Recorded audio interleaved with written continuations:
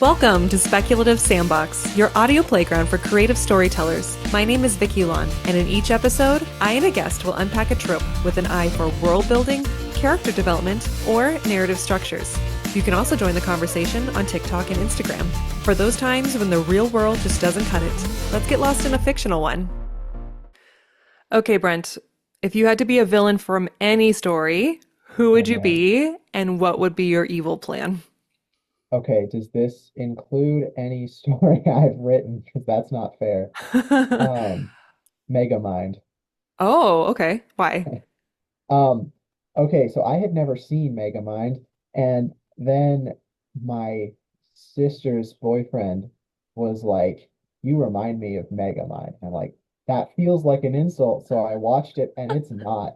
Uh, he's he's a great dude. Um, but I don't know if I could pick an evil plan. I think that my evil plan would okay. Evil plan is kind of akin to Shigaraki's from My Hero Academia. Okay.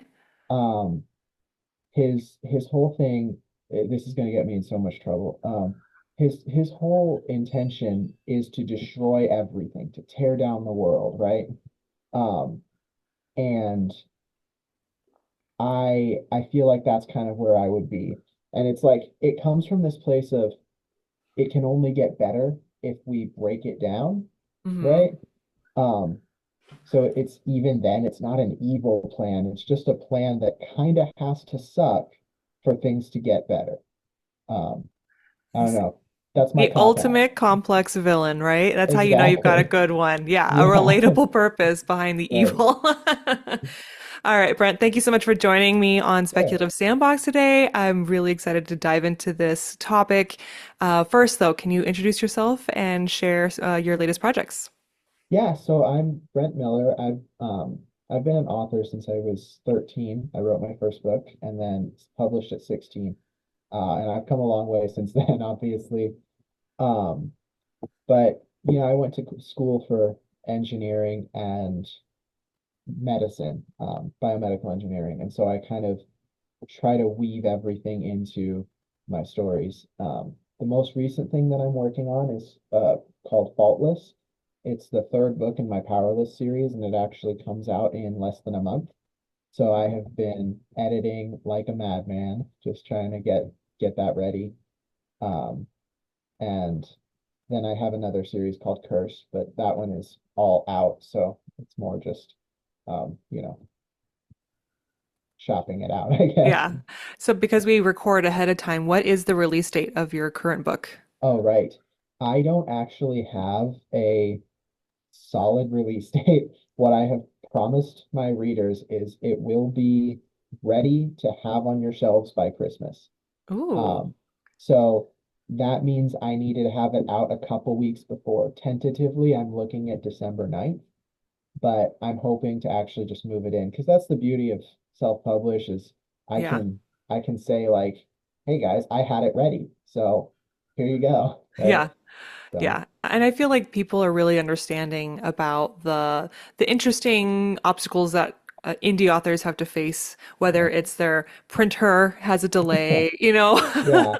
Well, So, yeah, and that's why, because I've gotten books in 2 days. I mean, not really. Okay, let's say a week to be reasonable, and it's taken months, and I don't know why.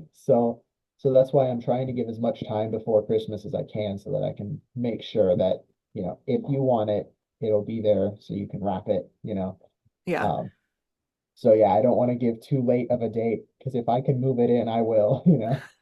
But sounds like a plan. Okay, so today we're talking. This is a very interesting topic, first and foremost. I think we're taking an angle that's a little different than when we kind of break down specific tropes for episodes. And you came to me with this kind of thesis, essentially. And in celebration of tropes in general, I played around with my background and the cover art, and I'm leaning into the fantasy defender trope. I like Um, it. yeah, but before I start asking questions about this, what is your favorite trope? I'm partial to the hero's journey in general. I love seeing someone become something greater than they ever thought they could be, right? Yeah. That's awesome. Okay. So let's take a 10,000 foot view. What Okay. are tropes? That is a question, to be completely honest with you, that I don't think I still don't understand, and I don't think that I had anywhere near the understanding that I thought I did when I started talking to you, right? Hmm. Because the way that I have seen tropes has been almost akin to cliches, and also um, like if you go on tvtropes.com, right? Hmm. And it's like, okay, so I looked up just for, because my point is kind of everything's a trope, which I think still stands, but to a limit. But you go on tvtropes.com and it's like look up Goku and it's like Big Eater. Like Big Eater's a trope. And it's just like Goku just likes food. I don't understand, you know? Um, and so yeah, from my perspective, a trope um is kind of it's like a Lego piece, right? But if you build a beautiful Hogwarts castle out of Legos, every single thing in it is a piece. And Hmm. that's kind of how I see tropes is that you're not going to get away from them. You're not going to write a story like if I build that castle and I use um mega blocks instead, right? I try to make something else fit. It's not it's not the creation, right? I mean, um, you're not going to get away from those building blocks, is I guess kind of what I am talking in circles around. But I'd love to hear what you think or, how you define it too, because you're kind of the expert in this matter from my perspective. Yeah, I also see building blocks. And I think that's one of the most beautiful things about storytelling is you could present a synopsis, right? People do it Hmm. as part of like, when they used to pitch Sure. I don't know if they still do them anymore, but on Twitter and such. And you could take 10 authors, give them the same one sentence pitch and say, write this in your own way, and they'll Mhm. take those Lego pieces and they'll arrange it the way they want, and each one will have an individual storyteller. Hits the same, Yeah, you know, plot points and stuff like that. And some authors may end up being more similar than others just because, that happens. You can also look at movies and they can be completely different movies, but recognize the similar plot points between them. But right. the overall package has its unique flavoring. I 100% agree with you that tropes are the building blocks of storytelling.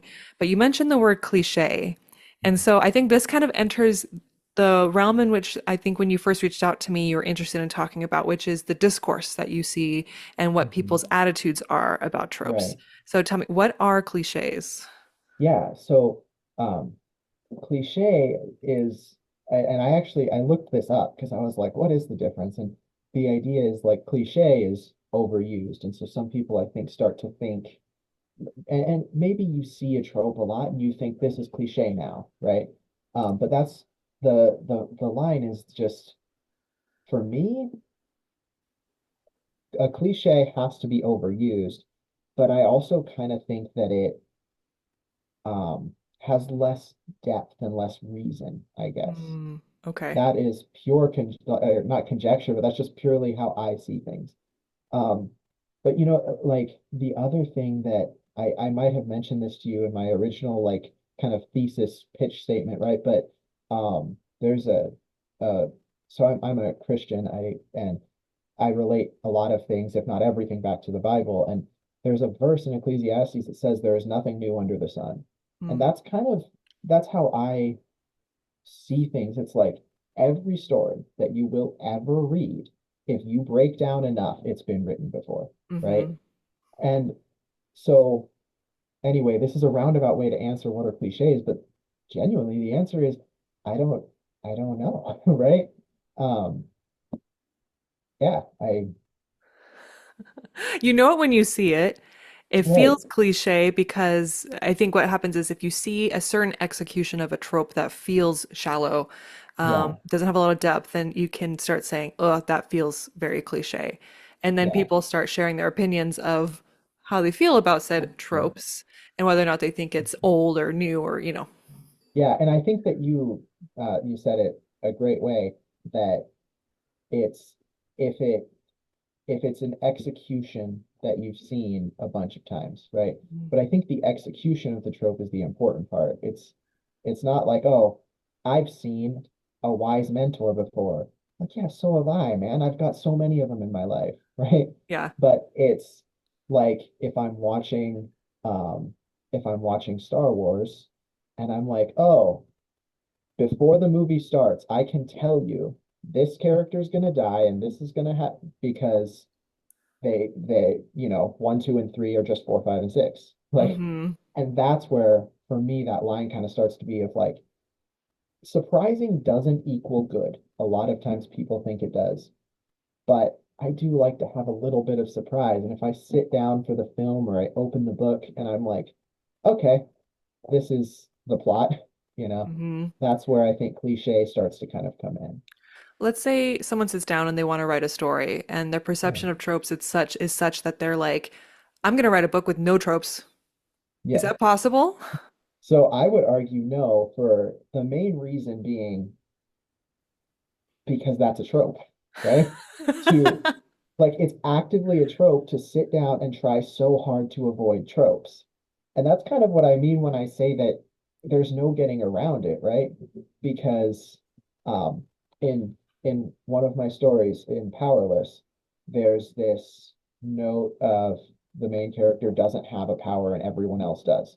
Well, that's a trope. But if the Hmm. main character has a power and nobody else does, well, that's a trope. If the main character is the weakest trope. And it's like, okay, so anything I flip, it's Hmm. it can all be broken down, but it's okay, right? Um, so yeah, my short answer, I talk a lot. My No, short you're fine. answer would be no, I don't think it's possible. And if you try too hard, you're only gonna kill your own story for it. Mm, yeah. Okay, so you mentioned to me when you first reached out that you see the word trope getting a bad rap. Can you Yeah, walk me through what you've been yeah, experiencing and why you think that's yeah. happening? Yeah, and the main example I have of this is from one of my reviews. And I, I know authors are told don't read your reviews, and I don't want to come across as like whining, like, oh, I got a bad review. Like, but they used the word trope infested to just describe the novel. And it's like, you know what? That's an opinion, and I'm not trying to like I don't think it is, but but infested is the part that I have an issue with here, right? Because there's this connotation that having a trope is bad. Infested is not a good thing, right? And so that's the perception that I feel from just the conversations I've had is that it's this, if you let a trope into your story, it's a disease, right? Hmm. And I, yeah, anyway, so that's the perception that I've seen. And honestly, that's the perception I fought back against, and that's why I say things like, "Oh, tropes are dumb." But it's not that tropes are dumb; it's the fact that I'm getting kind of frustrated seeing everybody, not every, but everybody in my circles, right, start to take these tropes that exist for a reason and equate them with bad storytelling. Mm. And so I don't think tropes are bad. I think that if we're feeding into that mindset, that's a toxic kind of discourse to be having, and then people will distance themselves from good stories for no reason except that I've seen somebody write a character, or I've seen The Chosen One before, right? That Hmm. doesn't mean Harry Potter's not good, right? Yeah. So, Let's do a quick exercise. I'm doing this off the top of my head. sure. And I might have to edit depending on how much thinking time we have to take. What is a recent story, movie? We can do movies, Netflix, something accessible and easy that people think is really original or fun, creative, or has made an impact. I guess I'll throw out one. It's the Wild Robot. It's Okay, huge right now, sure, right? But it's a family movie, and so it's kind of sometimes easier to pick out the tropes in there. So sure. you have found family, Mhm. adopted motherhood. You have the child that is an outsider. Um, you have the fox that is known for being a trickster. I don't know if have you seen it, by the way? I haven't. So I'm just like learning You're the like, yes, yes, these are all. You're, I believe you from the trailers alone. I'm like, no, this makes sense. My first thought when I saw it was, is this Wally? Like, Oh, I yeah, haven't seen the movie, but I'm that's watching fine. the trailer and I'm like, dude, I like it. It's Yes. Wally. There is a movie out that a lot of people talk about. It's the one, it was on Netflix, and it's about a guy, the actor Barry. Let me look this up. Barry Cogan, the Irish actor. Let's pull it up. It is Saltburn. Okay, so have Okay, you heard of Saltburn at all?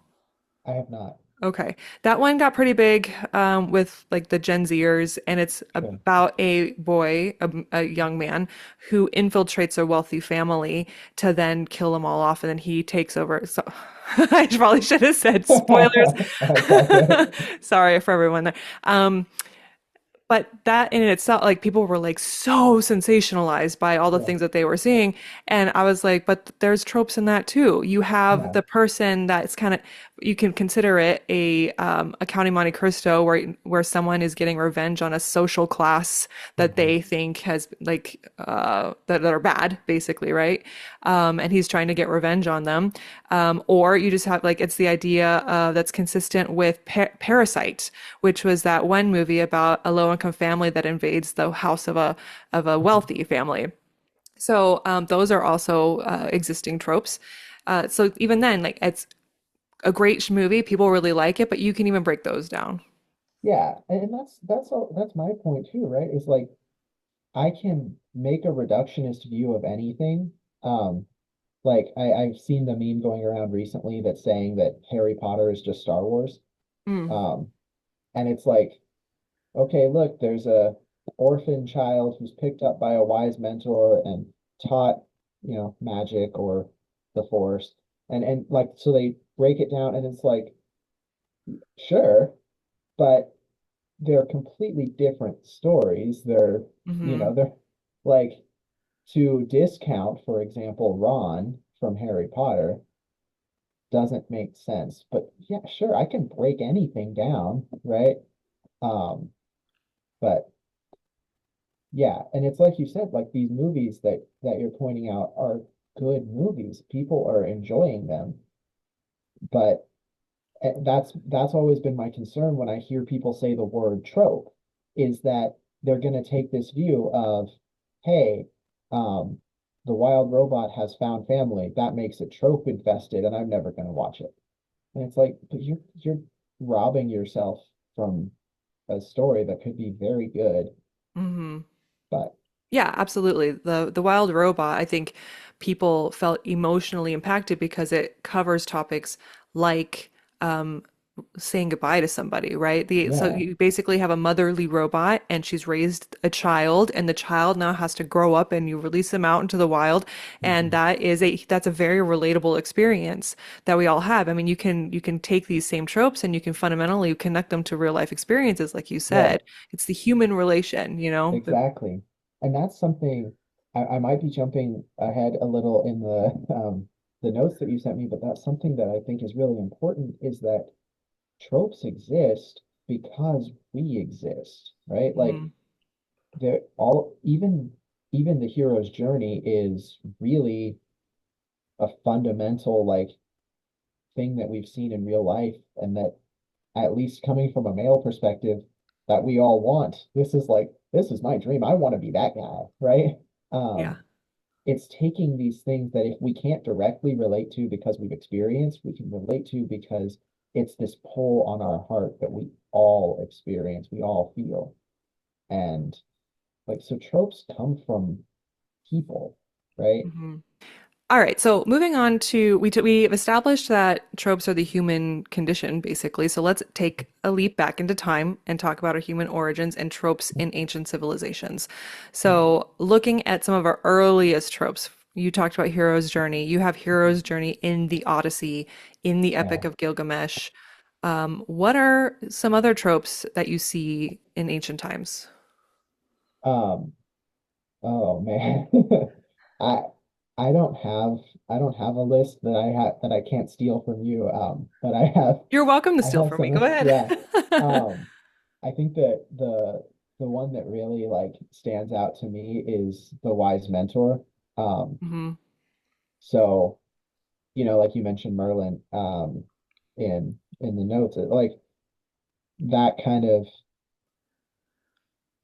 that trope exists all throughout history and all throughout stories, um, and of course I'm blanking, but I'm reading a lot of like mythology, so Hmm. Norse and Greek mythology, and everybody has the raven that teaches them, and there's always this voice. Um, but like the reason that one stands out to me is because I have that in my life, right? Like my martial arts instructor is a very wise man, and his input means a lot to me, and it's like so the trope again reflects life. Um, but then another one, because you mentioned earlier the fox and wild robot, right? Like tricksters. Hmm. And Loki is a big one. Um, so he's the whole trickster god, right? And so it's like, okay, but in Japan they have kitsune, which kitsune, to my understanding, are not quite as malicious as Mm. Loki, but they're tricksters. They Yeah. um and so we see it in um, Nordic religion and in Japan. And these are two cultures that, to my knowledge, and I am not a historian, are very much disconnected, right? Um, but we see the same tropes arising. Hmm. Yeah, it's always really fun to kind of see how a lot of our most fundamental tropes were established in these ancient texts, Mhm. like the Odyssey, because then it continues to influence the stories into today. The Chosen One, I always find interesting because I've talked about how the Chosen One can be someone who is chosen to answer the call for good. So, jumping into Christian history, right? Moses was called Mhm. to do to what first you're gonna have yeah to lead the people, right? The lead Mhm. the Jewish people. Yeah, I gotta get my figures straight in my you're head. good. And then jumping over, you got Hercules in Greek mythology, Right. chosen capabilities chosen by birth, I believe, because he was a half god, which enabled him to have this heightened sense Mhm. of responsibility. But a lot of villains think they're chosen too, Right. right? So in the Avengers, you have oh my God, blanking purple guy. Why am I Thanos. blanking on his? Yeah, do you know the villain? I Thanos. Thank you, Thanos. You're welcome. I Yeah. just watched the movie last week. Thanos thinks he's chosen to snap his fingers and take out half people because that's his calling. And so I Right. think it's really interesting that when you take the chosen one, you insert the main character's perspective, throw in a mentor that either helps or hurts them, Mhm. and that can really determine the path that they go under. Yeah. Yeah, and it's really interesting. Um, There's a couple of things like, so you mentioned Moses, and the interesting thing for me with him is that that's also kind of a hero's journey with you get the call, you say, no, thank you. You get the call anyway, you know. Yep. Um, but then you also have like, okay, I relate everything to manga, just Hmm. that's what I read. But the chosen one, like Shigaraki, I mentioned earlier, Shigaraki is chosen. Like in the same way that All Might chooses Deku, the hero of the story, All for One, the villain, chooses Shigaraki to be his next, like his successor. So if you took Tomura Shigaraki and you made it from his perspective, now it's about a chosen one who was brought up by a wise mentor to tear down the bad parts of society. Like, it's actually, this story could be told from his perspective in a way that makes him the hero. And I just think that's so interesting. Like, that's a plug for my hero, but it's also a cool way that you mentioned that tropes can be from both sides, right? Yeah, absolutely. So, kind of sitting on the hero's journey for a minute Yeah. here. Because a fundamental part of the hero's journey is that you have the call to action and you kind of don't answer it right away. You got to think and Yeah. consider it, and then something compels you, whether it's like a personal, conflict or motive, and then you undergo. And I think what's most important is that marks the start of a transformation. It's not a Mhm. transformation unless there's some hesitancy to change your world.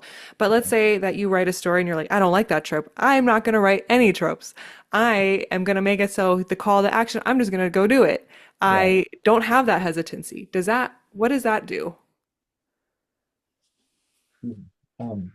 No, to me, like, I guess that would be subversion of the hero's journey. And I don't know, like, some, I'm sure if I found a master list of tropes, then there is something along like akin to, 'cause we've got reluctant hero, right? Hmm. So I'm sure there's something akin to eager hero who's like, I got this, you know? Yeah. Um, but either way, to me personally, I would just see it as a spin on the hero's journey, right? Like, rather than saying there's no trope, it's like, okay, so you took out an element of it, and that's okay if your character, for me, like if your character is brash and like kind of just a go-getter, if your character is Korra instead of Aang, right?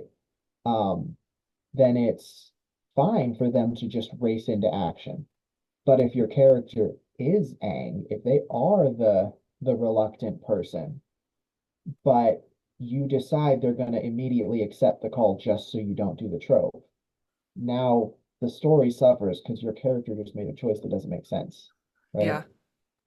That Yeah, it's interesting too because I feel like when you're right, subverting tropes, finding yourself in a different interpretation of said trope, or in this case, an opportunity to move into a different one, a different trope entirely. So the idea that a hero is kind of second guessing themselves is a human trait, a relatable trait. It mhm. humbles, right? And it's a Yeah, good building block for a good person. That's how we're translating it into the story. But when we think about people who are very confident in their abilities to do things, does that mean there are blind spots, right? And right. are those blind spots more relevant to an anti-hero or a villain trope? Yeah. That's a really good point because like as you were talking about it, the first person who comes to mind for me is Homelander.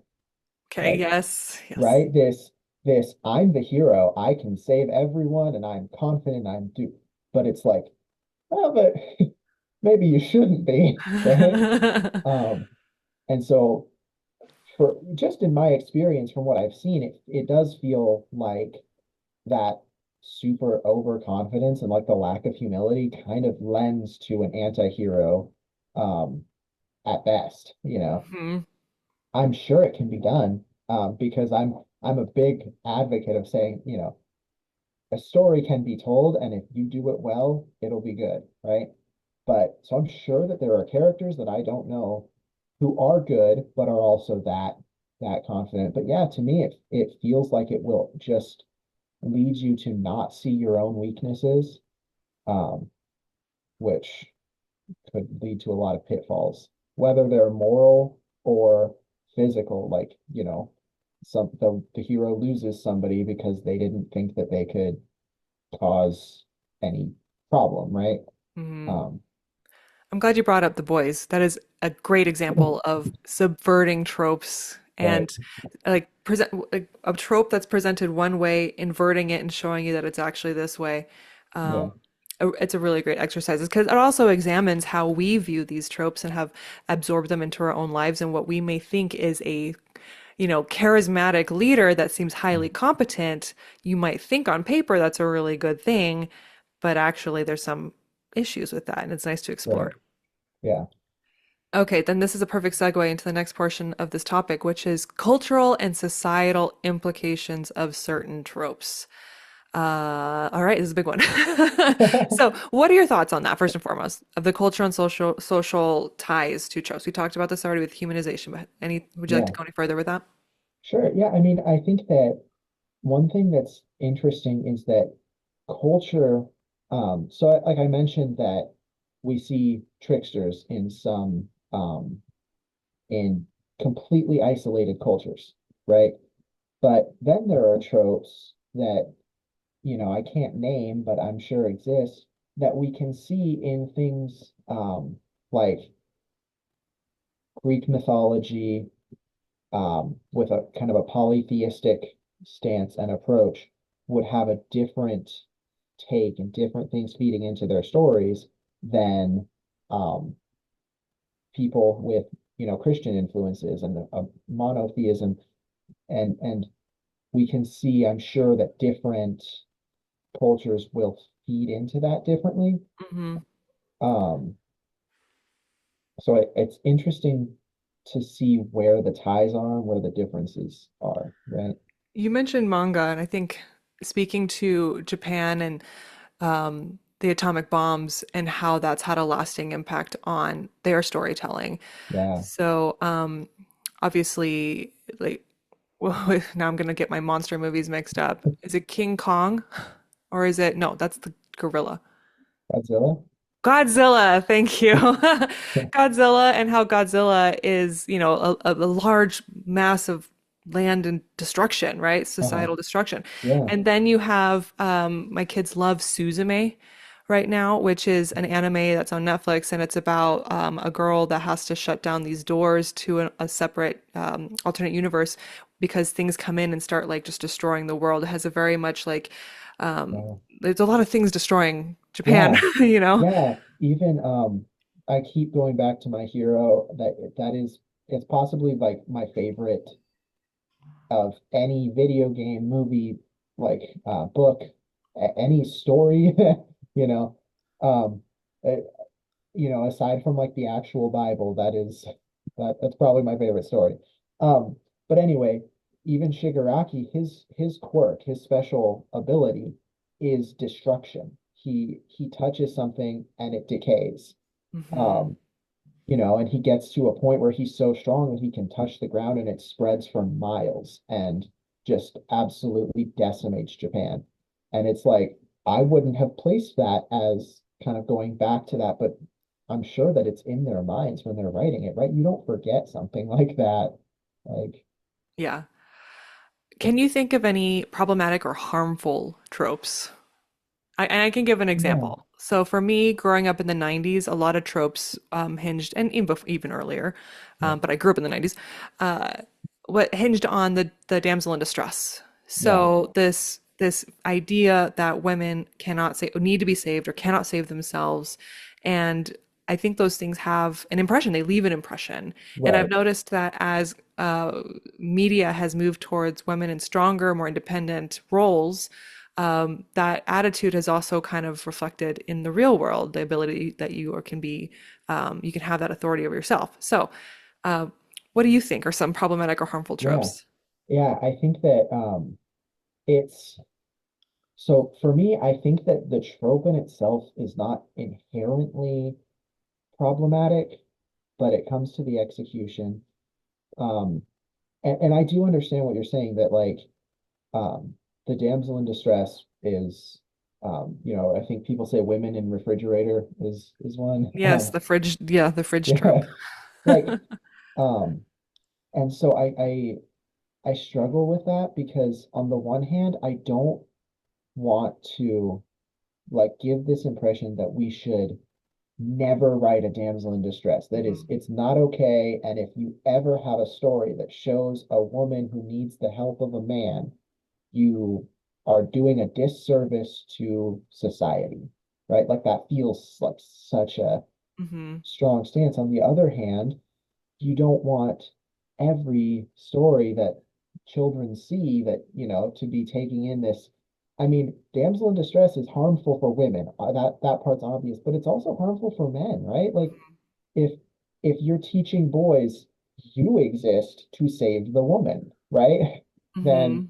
you get a lot of kind of dysphoria and stuff going on. That's an excellent point. The idea that you're being taught that you are responsible for another person Right. first, or that is your only function. Hmm. Um, that's a great point. What something I'm also kind of wondering about is it seems like, given the atmosphere of today, that it's getting harder to write morally gray character tropes. Yeah. And that's an example of just because there can be arguments for it being harmful, should it go away, right? Like, Hmm. so an episode ago or a couple episodes ago, I watched American Psycho. That guy is a terrible character. He's a bad villain, right? But Right. the idea is we all know, we should all know this, Yeah. Like we expect that. It's there's no question of is he redeemable, right? right? And the book is extremely offensive. It has, but that's because it's through the mind of a bad person. Right. I don't think that sort of stuff should go away, though. I think, Right. like we should be celebrating, um, different storytelling and methods. And there was a time for a couple decades where the morally gray character was the hot thing to do Yeah. in writing and storytelling. And now I'm noticing like it's more difficult to explore the morally gray character because some people may not understand that maybe that's the reason why you're doing it and not necessarily Yeah. endorsing what the morally gray character is doing. Right. Yeah. That's something that I have thought about a lot as I write is, you know, I get concerned that people will not understand why I'm writing a character or why like these people are making this action or doing this action. And I'm like, I'm not I'm not supporting every decision every Right. character You're makes. not the villain. Yeah, it's like um but I think that it's it's kind of the responsibility of storytellers. Like it's a heavy burden that I place on myself, but at the end of the day, in 1,000 years, maybe, and I'm not sitting here trying to be like, oh, I'm going to be the next Homer, right? Hmm. But maybe one of my books survives and somebody's reading it, and I don't want it to just be empty. Like it's our job to express what is wrong with our society, with our culture, and like how we think we should fix it, right? Hmm. And that's part of why I love my hero so much. But it's also, oh man, I had a really I wrote notes. So like some classics we have, right? Brave New World is one of my favorite books of all time, and I don't like reading it. It was not written in a style that I enjoy, right? But the concepts are so applicable to today, and Huxley wrote this as a way to, as a caution of like, no, this is where I see the future going. And I think that's our job. So if we restrict writing characters that are morally gray, or if we restrict certain tropes or things that are a present issue in our society, then how do we address them, Mm, right? yeah, I think that was very well said.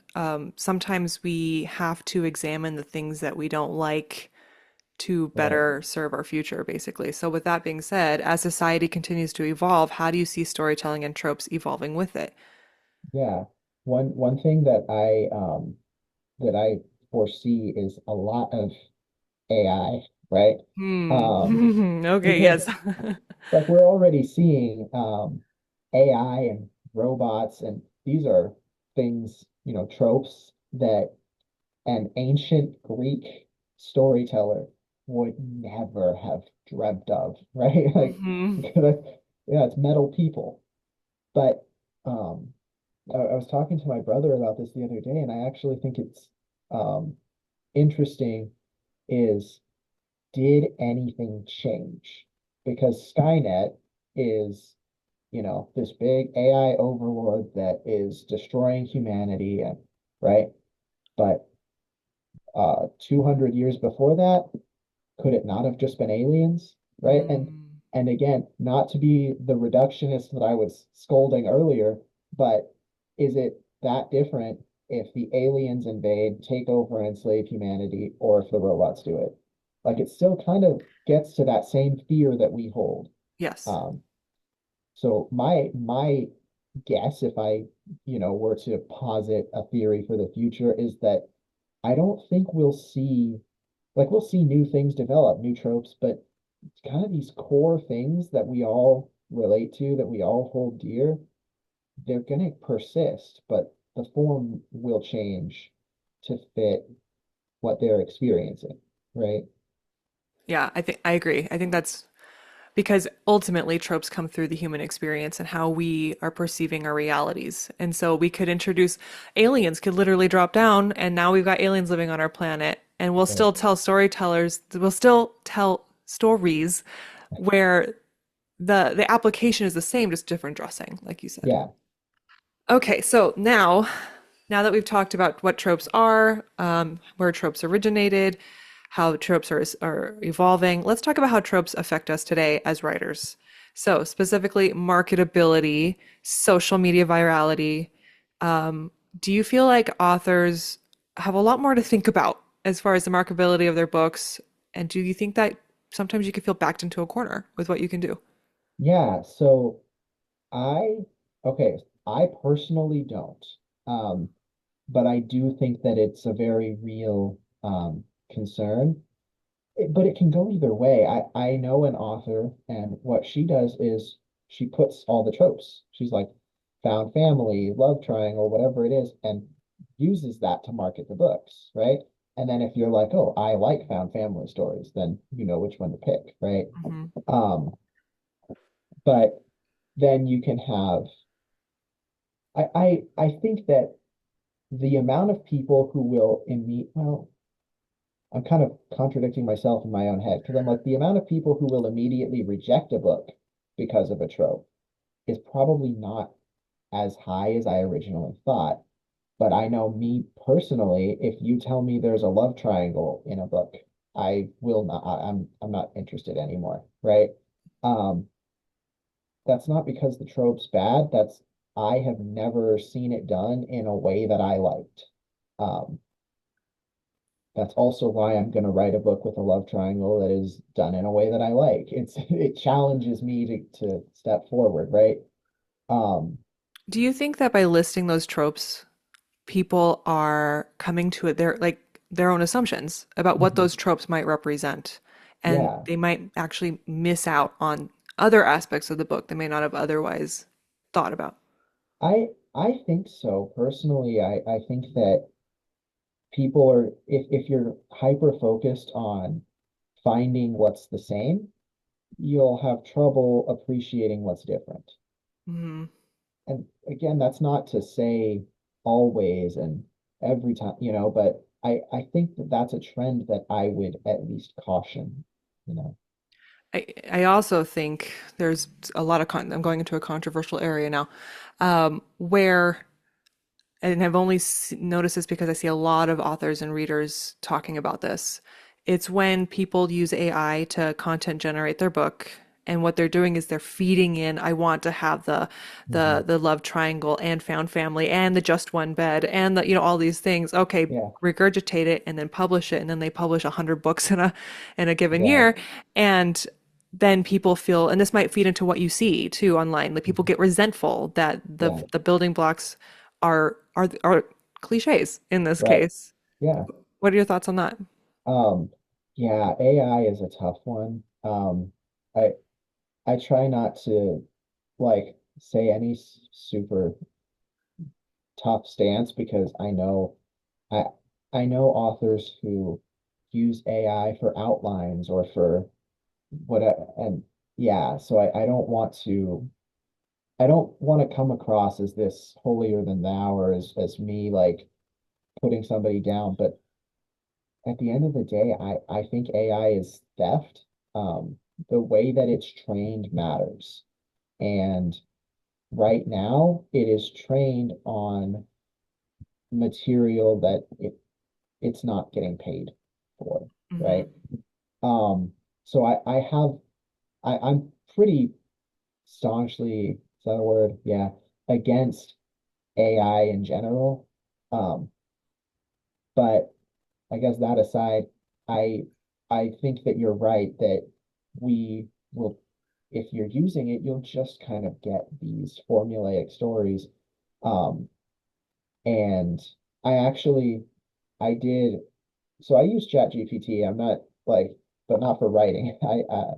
I use it for a D&D campaign. I was like, give me 10 character names. And so I think AI has uses. I just don't see it in art.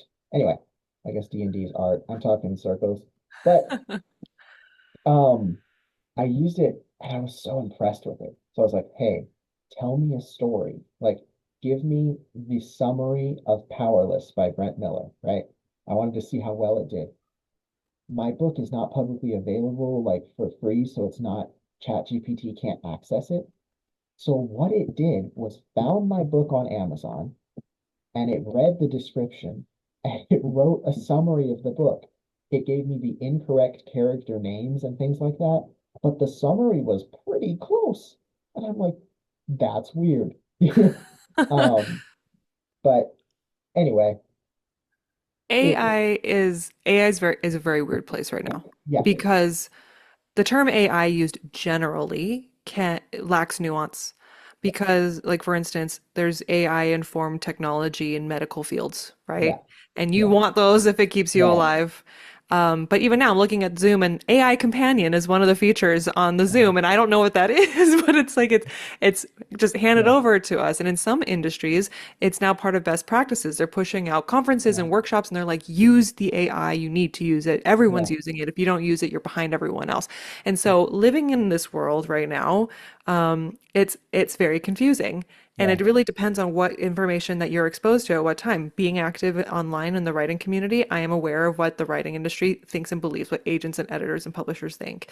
But if I wasn't exposed to that, I can very easily see how you may make the mistake into thinking that mhm. it's definitely something that you could be using because of how prominent it is everywhere now. Yeah, You assume it's right. okay.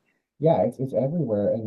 And like you said, I mean, I'm so my day job, I'm a project manager, and I've seen this trend of AI reads for slides for like cancer diagnosis. And a lot of companies are trying to move toward that. And that might not be a bad thing because it's quicker. And like, don't we want faster and more accurate, more consistent results for cancer diagnosis? So, like you said, yeah, there's nuance there that in some industries it's important, but I think in our industry, people are scared because like Kindle is releasing something that trains itself on stories in the Kindle library, and you tell it, I want a story with this type of main character and this, and it writes you an AI story. And that feels really wrong, but I'm not personally concerned that it's going to take our jobs or take over because AI will never have heart. And Mhm. and that kind of bringing everything back to tropes, right? The tropes are the building blocks, but they come from the heart of humanity, the things that we care about. And when we write a story, that is there. And if AI is just using the blocks, it will never have the feeling behind it. Mhm. So I don't think that it's going to get to this point where it outpaces us in art, of any form. But it, yeah, I it, feel like art has always been and continues to be an act of rebellion, yeah, just in the freedom of creativity and expression. And as AI starts to be integrated into society in all these different ways, art continues to be an act of rebellion right. by writing it yourself and all that Mhm. stuff. So, I no, I agree, and it's countercultural too, right? And it always has been. I think that's why dystopia is such a popular genre, which um, I have trouble distinguishing genre and trope because dystopia feels like a trope to me as well.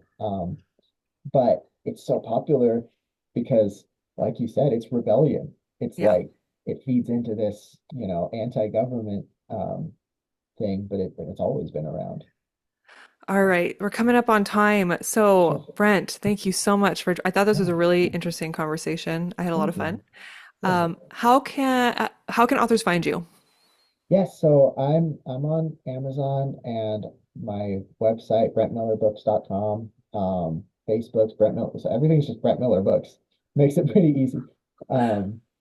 So yeah, I'm online. I also, I mentioned this to you earlier and then forgot to say it, but I am trying to build up my YouTube presence. So I'm putting up,